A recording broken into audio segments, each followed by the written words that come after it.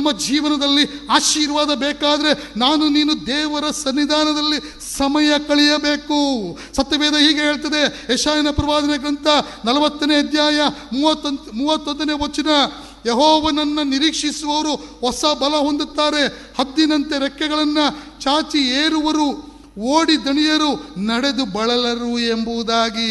ಇವತ್ತು ಯಾವ ವ್ಯಕ್ತಿ ದೇವರೊಟ್ಟಿಗೆ ಸಮಯ ಕಳೀತಾನೆ ಅವನಿಗೆ ಆತ್ಮಿಕ ಆಶೀರ್ವಾದ ಇದೆ ಪ್ರಿಯರೇ. ಇವತ್ತು ನಮಗೆ ಎಲ್ಲದಕ್ಕೂ ಸಮಯ ಇದೆ ಪ್ರಿಯರೇ, ಆದರೆ ದೇವರ ವಾಕ್ಯ ಓದುವುದಕ್ಕೆ ಸಮಯ ಇಲ್ಲ, ವಾಕ್ಯ ಕೇಳುವುದಕ್ಕೆ ಸಮಯ ಇಲ್ಲ, ಪ್ರಾರ್ಥನೆಗೆ ಸಮಯವಿಲ್ಲ.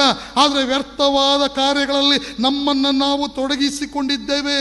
ಸತ್ಯವೇದ ಹೀಗೆ ಹೇಳ್ತದೆ, 119ನೇ ಕೀರ್ತನೆ 37ನೇ ವಚನದಲ್ಲಿ, ವ್ಯರ್ಥವಾದ ಕಾರ್ಯದಲ್ಲಿ ದೃಷ್ಟಿ ಇಡದಂತೆ ನನ್ನನ್ನು ಕಾಪಾಡು.